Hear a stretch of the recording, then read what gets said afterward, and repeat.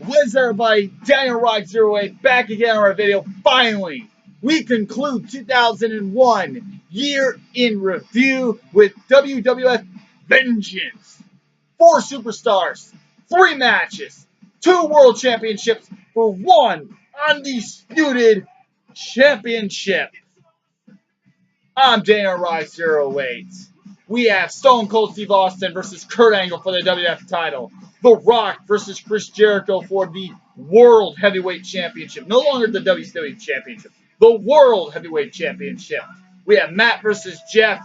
We have Edge versus William Regal. Undertaker versus Rob Van Dam. The invasion's long over. Ric Flair is co-owner of the WWF along with Vince McMahon. We're partners. And we're soon on the road to the brand extension that would come up at the end of March. So let's start. We start Vengeance off with a run-of-the-mill tag team match. Nothing special to it. It's Albert and Sky Too High defeating Test and Christian in just a run-of-the-mill tag team match. A 5 out of 10. Next up, Edge defeats William Regal in the Intercontinental Championship match. Edge retains, and this is just a meh feud. The stuff after Christian, but before Kurt Angle, Edge was just kind of there. He had a couple of matches with William Regal.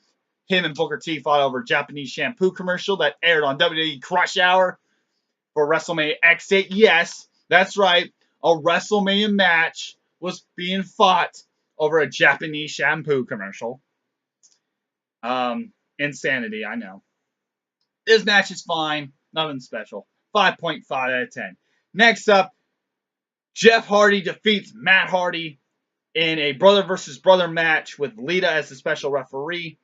They would soon find out that Matt and Jeff Hardy just don't go well together.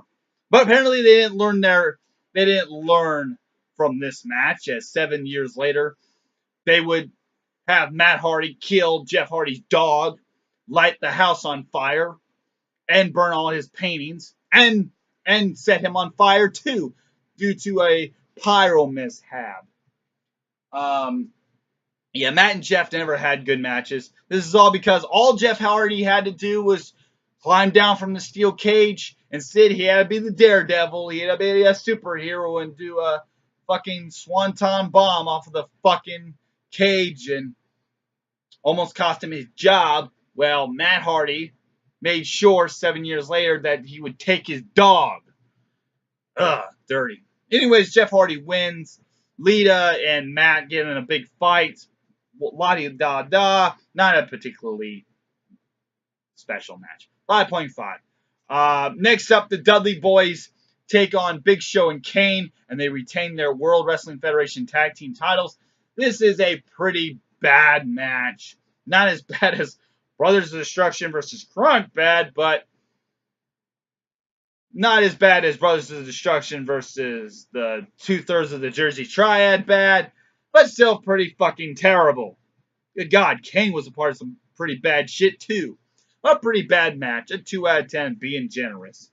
Next up, The Undertaker defeats Rob Van Dam in the Hardcore Championship match. Falls count anywhere. This is a great match. The finish is Undertaker chokeslam RVD right off the stage through some tables. Now, this is where Undertaker is no longer the American badass. Now he has his haircut. He has this new attitude. He's all about respect. He is now the big dog in his big yard, making people famous.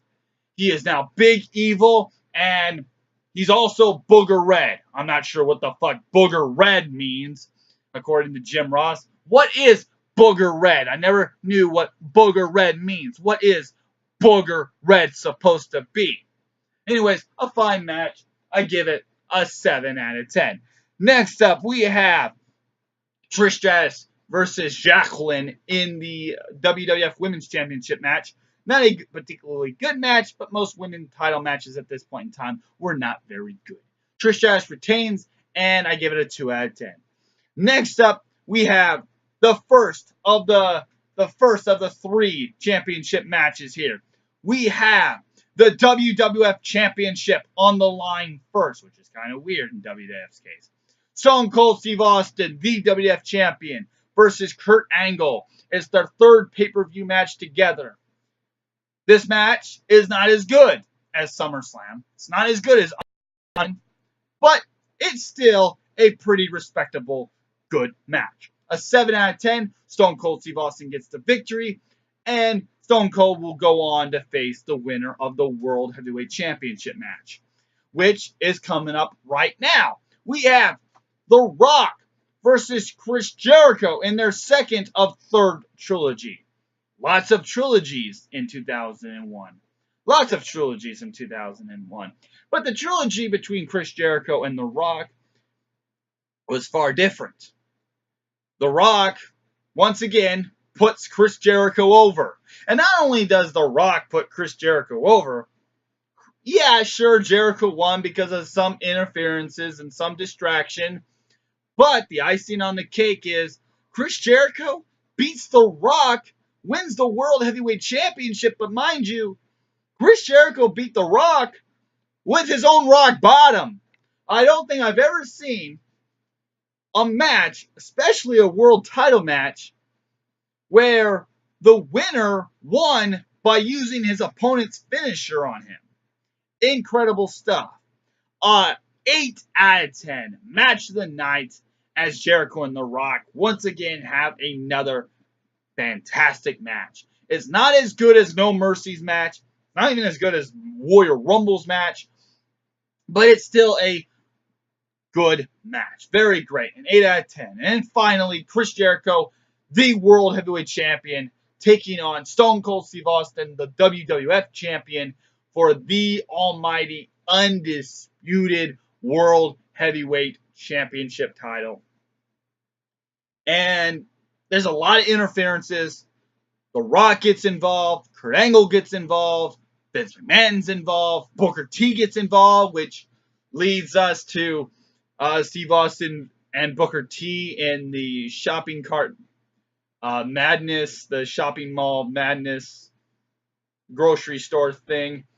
And overall, Chris Jericho gets the victory in a good match, a 6 out of 10.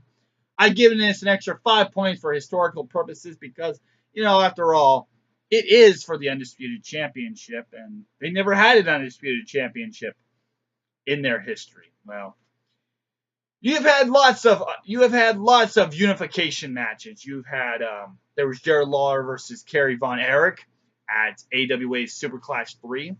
Bob Backlund and Harley Race, NWA versus WWF Championship. There's lots of things like that, but nothing to this magnitude. So it's kind of fishy that the Undisputed Championship match comes down between Stone Cold and Chris Jericho. Kind of weird. You would think that the Undisputed Championship match would be between, I don't know, maybe Steve Austin and Goldberg, or maybe Steve Austin and Hollywood Hogan, or maybe The Rock and DDP, or maybe Undertaker and Sting, or maybe The Rock and Sting, or maybe The Rock and Goldberg, or maybe The Rock and Hollywood Hogan, or Steve Austin versus Sting. No, it's Steve Austin versus Chris Jericho. Whatever. Overall, Vengeance is a hit or miss show. The Rock versus Chris Jericho is very good. Steve Austin versus Kurt Angle is very good. Undertaker versus Rob Van Dam is very good. However, you have the tag team title match, which is crap. A disappointing match between the Hardy Boys, which is disappointing, but not nearly as disappointing as WrestleMania 25's match. And Edge is kind of doing butt fuck nothing. Overall, I give it a 5.8 out of 10. And